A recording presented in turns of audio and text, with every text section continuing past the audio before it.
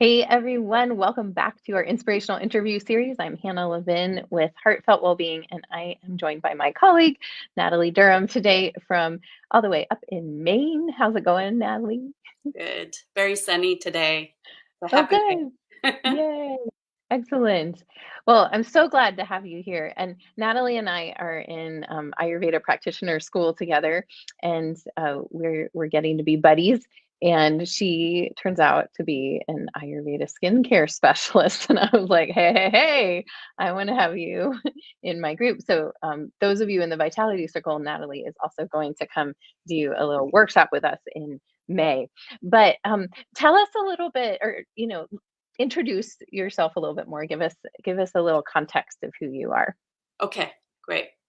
Well, I'm Natalie. Hello. And I was thinking about this because I thought, okay, I often get asked about a little bit about my journey and how I came to the place I'm at right now. And it's kind of funny because um, I was raised in a really holistic environment. I was raised in basically in a natural food store. My family owned one of the first natural food stores, actually the first natural food store in northern Arizona. And so I was from a very early age. I had a lot of what was considered alternative wellness around me. My life was saturated with it.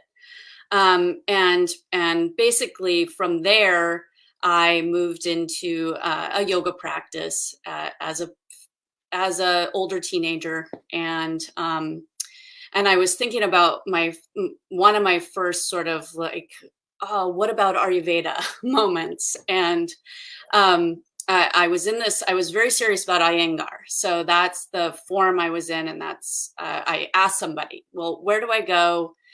I could tell something was up, and I kind of had a name for it. I was thinking, okay, I'm really, really anxious. I'm having a hard time gaining weight. This sounds like something people are calling vata. So I asked someone about it, and they sent me to this. I was living in DC at the time, and they sent me to this like outer, way out. It wasn't easy for me. I had to get my boyfriend at the time to drive me out to this place in Tacoma Park, this little like hole in the wall store. And I walk in, and it's like, okay, it smells like my childhood, which also involved an East Indian ashram. So I had all those. It was like I was bombarded by both the natural food store and this East Indian feel and smells, and so I felt at home. And I walked over to this tea section, and I'm looking at the different pre-blended teas for the various doshas. And then the shopkeeper approached me, and I started talking about what I was looking for. And somebody told me recently that basically they think my initial response, which was rejection. So I had rejection towards Ayurveda because I felt that it was so rigid, and I was Mm. very, very rebellious against rigidity, possibly because of my childhood. I don't know. At that time, it was just very, and somebody said to me, it was the way you were approached, and it was the way the person talked to you, which I don't honestly remember very much of. I just remember going, okay, I'll get the Vata balancing tea, but this sounds like, however it had been presented to me, it felt like a regimen that I was not ready for at all. So I think, honestly, that profoundly influenced my choices and my path around Ayurveda, because it took me 20 years plus to come Mm. back to it. And the way I came back to it was through skincare and through body work. So not only did I receive a Shirodara treatment by someone really capable and lovely, And then I started studying on my own what's called Shiro Abhyanga. I knew it as Champi at the time, which is sort of like I would say that's the casual sort of on the street in India name, but this head massage. And at the time I owned my own business and I was making sacred artifacts. So for anyone who wanted to have more ritual in their lives. And I wanted to, when I was at shows, I wanted to have something to offer people that was grounding and relaxing and really soothing to the nervous system, because I was still, all my whole adult life working with this vata. And a friend of mine in England said, you should do Champi. People will love it. You can offer Champi. And so I did an online program in Champi, got completely certified in it, and then realized that I couldn't practice it because it's a hands-on touch. And we have very specific laws in the US about that. So anyhow, that opened up the doorway for me, and I realized that there were so many people like me who aren't ready and don't want to immediately be told that they need to do A, B, and C to shift an imbalance, that even something debilitating, that I needed to be approached. And I found out later, this made a lot of sense. I needed to be approached like a flower and a lover. And that is the way I find that approach happens is through the skin. So that's where, that's my roundabout story of how I came. I love it. Yeah. Yeah. It's so fabulous. So now you specialize in this, in Ayurvedic skincare. And just for those of you watching that don't know what Shirodhara is, it's an Ayurvedic treatment, which is basically a stream of oil. So you're laying down and a stream of oil continuously falls on your forehead. It's not drips, it's a continuous stream of oil. And it's actually incredibly soothing it kind of puts you in a trance state. Yes. It's incredibly soothing to your nervous system and to your mind. And so when Natalie talked about having Shirodhara done and then learning Shiro Abhyanga is the self-massage. So she was learning how to do that. So just to give a little definitions there, that could be helpful. So when you're first introducing people to Ayurvedic skincare, what are some of the basics that you feel like people need to know or understand? Yes. Okay. So it depends.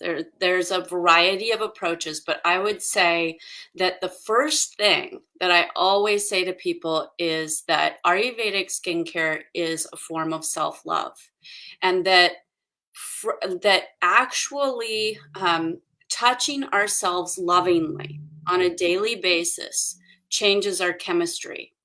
And the whole idea that beauty comes from within, that's not just a concept. That is an actual physiological thing that happens.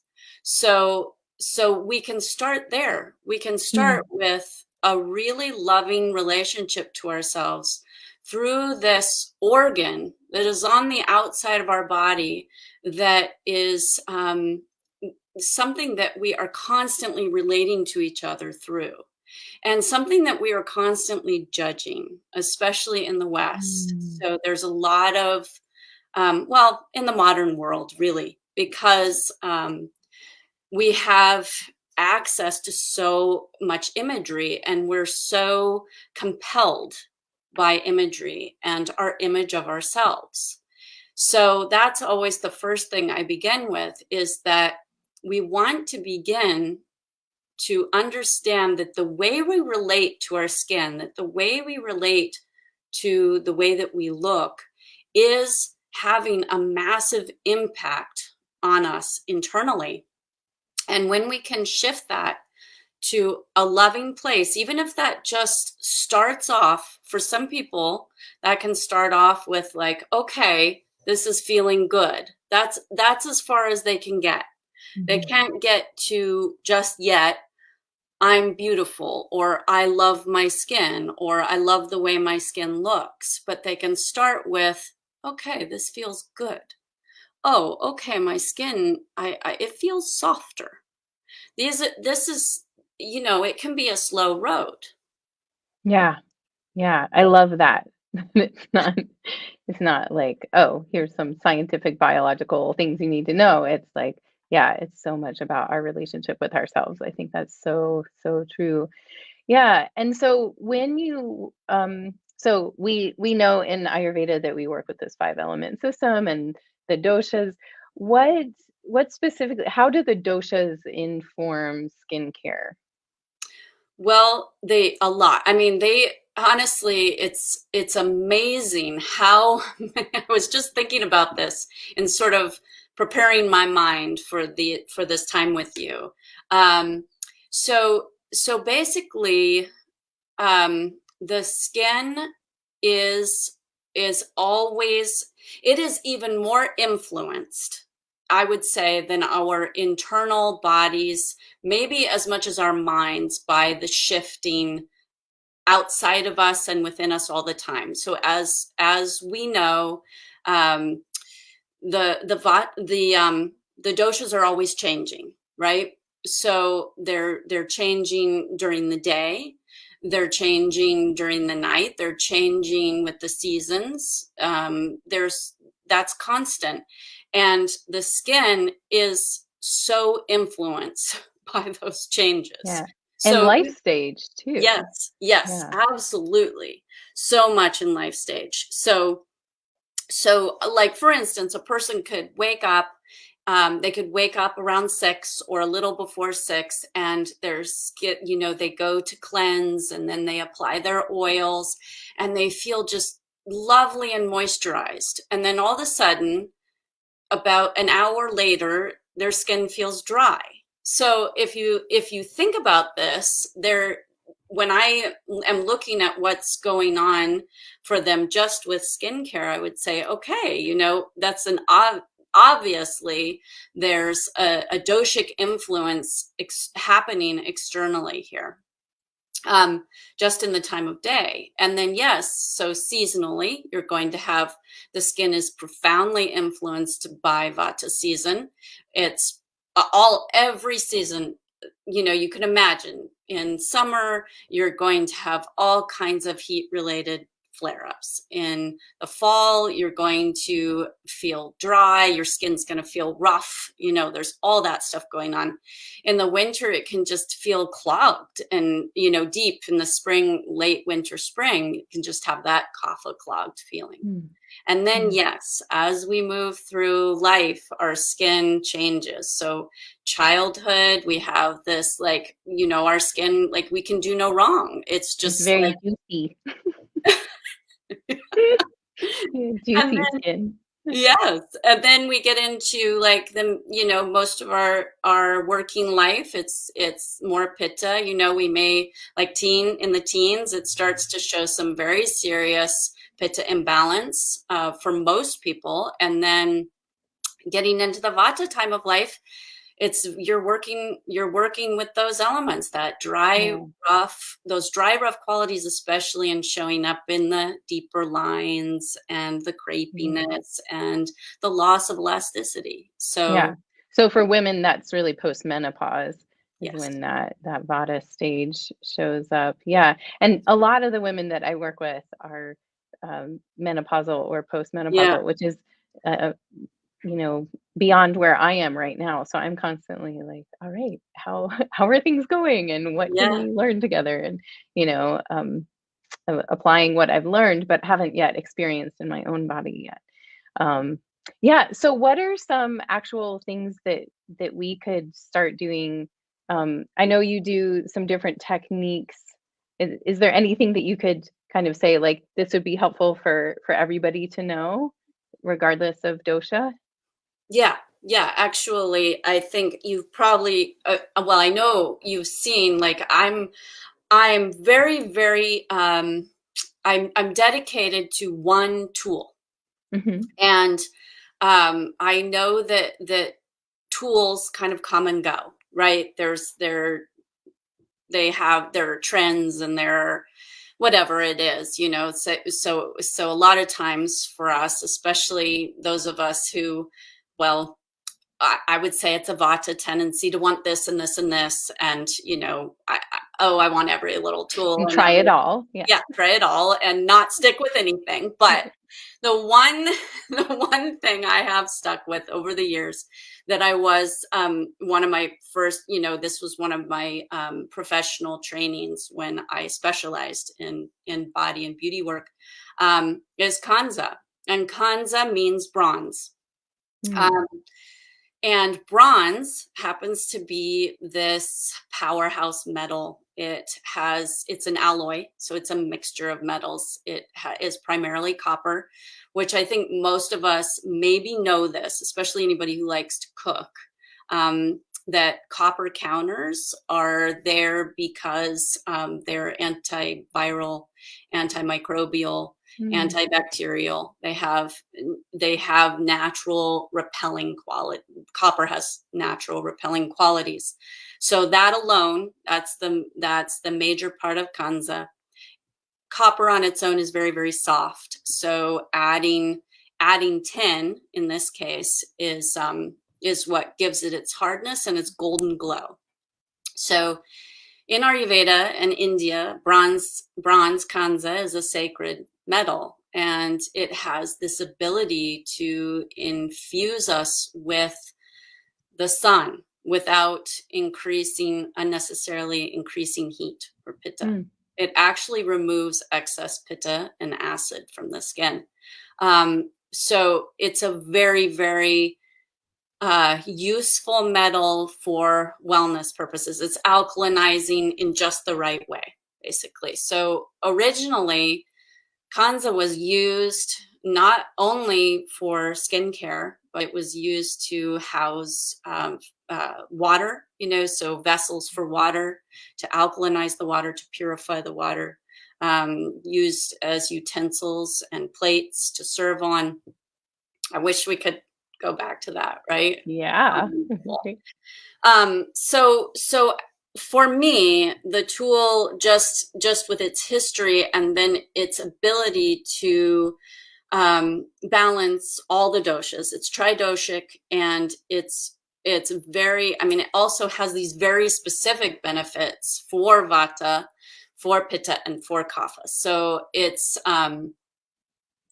just it's what I go to for everyone and everything, because it's so, I mean, it works with all the energetic channels of the face, which Mm. face, head, and neck, which are numerous. And it can also be used elsewhere on the body. But I tend to focus in this area because of the powerhouse that this area is. Yeah. It So sounds like it's tridoshic too, yes, right?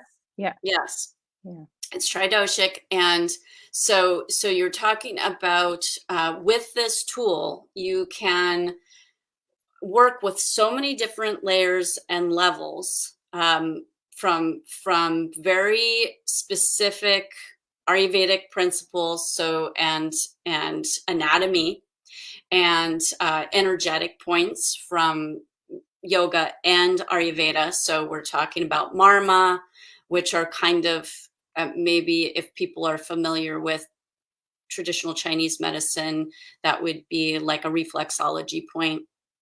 And then nadis, like meridians. So you can imagine, you know, if you know a little bit about reflexology, it's the same idea. The marmas are associated with organs. So you're working with specific organs. We have a lot of eye strain. We use our eyes a Mm. lot in our modern world. Kanza is really, really targets eye wellness. Um, it helps to, so like any massage, it helps to bring blood flow and to move lymph. And so that actually helps with collagen production. So these are all these, I mean, this is the kind of tool that if you use it on a regular basis and you do that daily, then you will actually see visible changes in your, Mm. not Can you only, tell us what it looks like? yeah, let me What the see, tool looks like? where is it? You might have to get up and get it. I should have Oh, had it here. What, I didn't know we would talk about it. It must be somewhere. I must have used it earlier because it's oh. not in the usual spot. But No worries. I can get you. Basically, it's a little wooden wand and it has a bronze dome on it. Mm. And that's the traditional Kanza wand. And that's the one that I would say anybody and everybody, because it can be used. You don't have to have any kind of specialty training just to rub this metal on your face. And another key, of course, would be that you have an oil, that you're Mhm. applying an appropriate oil or medium to your face. Now, that, you can go more fully into the doshas with that and know specifically, like, for instance, if you're having heat related issues, anything red in color, anything inflammatory, then you would know to go to a cooling oil. If you're having rough Like dry, coconut. yes, coconut, perfect. Yes, so coconut would be an excellent choice, or ghee. Ghee, my Mhm. personal favorite. And then, sesame for the dry, rough. And then for kapha, it's always a little bit, it's a kind of it's a little bit trickier. And honestly, people with kapha skin don't tend to want to do anything to their skin because Yeah. they don't need to. So those with kapha skin tend to enjoy beautiful skin their Yes. entire lives and very rarely feel the need um, to do much as far as skin is concerned. So for kapha people, I usually say, if you're still going to get a tremendous amount of benefit just from stroking the marma points and just a light, it's not really, it's more of like moving lymph, which is great. So a kapha person wouldn't necessarily say, okay, I'm going to really give myself a nice massage with the Kanza tool, which you Mm. can. You can actually do that. You can give yourself a little bit of pressure. And I think maybe, pittas and vatas enjoy that more. Mhm. The smoothing out from Yeah. Yeah. Like the we lines of the yeah. Let me focus in there and not get, and then you got to be careful not to get too obsessive with that. right. Right. So Too yeah, busy. for a kapha, maybe grapeseed oil or something like this would be, or Mhm. sunflower would be an excellent, just a small, very small amount of sunflower oil. Yeah, you don't need much. I was gonna say kapha skin is usually well lubricated. That's right. You do Doesn't want need any. a little bit of oil. Mhm. You do want slip. It doesn't Mm. you don't it doesn't need to be slathered on, and you don't want that either. Even though, Mhm. like with vata, we might want to. It might feel like, oh, Mhm. we need that, but actually it's important to have like just a little bit of pull. Not so much Mhm. you're feeling uncomfortably stretched, but that little bit of pull, it actually works wonders for the skin. Mhm. And Mhm. and you don't want to just have the tool flying off your face. Mhm. Yeah. What about just general, maybe not treatments, but just how we interact with the skin on our face? Yeah. We touch our faces all day long. We might, rinse our faces or wash our faces in the morning and the evening, or like what are some of your guidelines in terms of not necessarily like facial Yeah. things, but just like how do we care for the skin in our daily lives? Yeah. Um, well, I would say that the first thing, which I think everybody will know, understand, and say, "Oh yeah, yeah, okay." Hydration. Yeah. Hydration internally is essential to skin wellness. Um, we our skin is very influenced by something called rasa, and water and fluid intake, appropriate fluid intake, influences that. So number one. Number two, less is more. You Mm. do not need 1,000 different things. You do need regularity. So like most things, that's just Most things in part of the Ayurveda. deal. Right? Like Yeah, everything in Ayurveda, it's yeah, simple, but you got to keep doing it. yes, Right? yes, it's true. And so so a daily morning routine and cleansing is extremely important. And it Mm, doesn't have to be done with anything other than lukewarm to cool water. mm, So lukewarm to cool water is an excellent cleanser. Um, it depend, like if you're someone who uses a lot of products or wears makeup or sunscreen, then at the end of the day you would want to remove that. That can be removed with oil and should be removed with oil. Actually, it's ideal.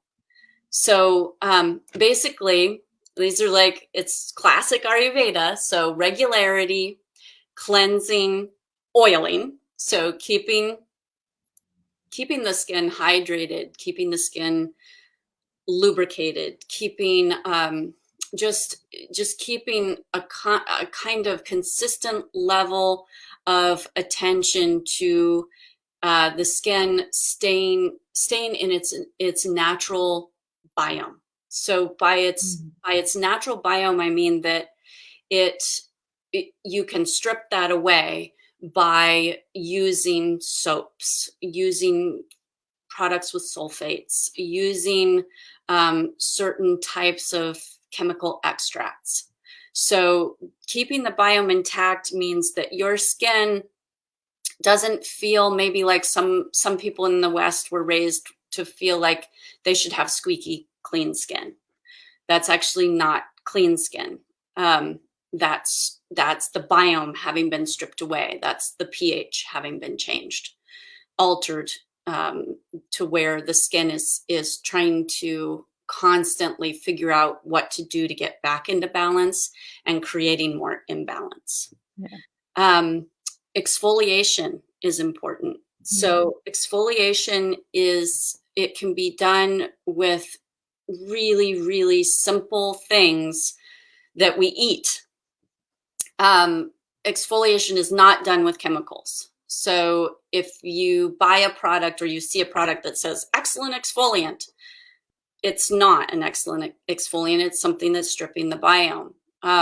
If you were to use a liquid exfoliant, it would be something like turmeric in mm, an oil, or add turmeric to an exfoliant you make yourself with finely ground oatmeal, maybe some chickpea flour, those types of things, and you can get more specific around what herbs to add to that, yeah. depending on your skin's doshic needs. We recently made one, my bonus daughter Juniper and I made one with sugar and coconut oil, and sunflower oil and a little bit of rose geranium essential oil. Nice. And yeah, and she was like, I just want to eat it. Like we Yeah. were scrubbing our faces and she was like, mm. Yeah. And I was like, well, you can. that's exactly right. You want to use ingredients that you can eat.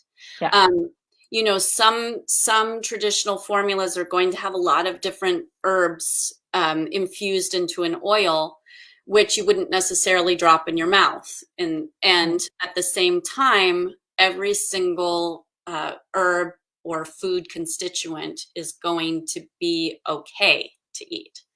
So that's a key. A key is freshness. If you can make it yourself, um, make that a part of of how you love yourself, how you care for yourself.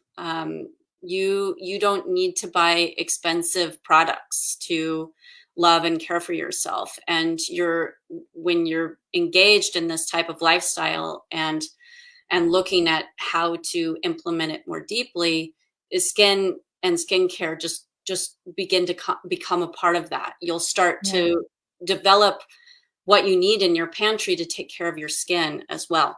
Mm. That's awesome. Yeah. That's full circle, and we're right at the end of our time. So back to self-love, back to just loving yourself and doing Yes. all the things to help every cell of you know that you are whole and happy and healthy and loved. Yes. Yeah. Awesome. Well, thank you so much for being here today, Natalie. I'm Thank so you. thrilled. And we'll post your website with this interview. So if folks want to find you and see more about what you do you want to share anything about that before we sign off?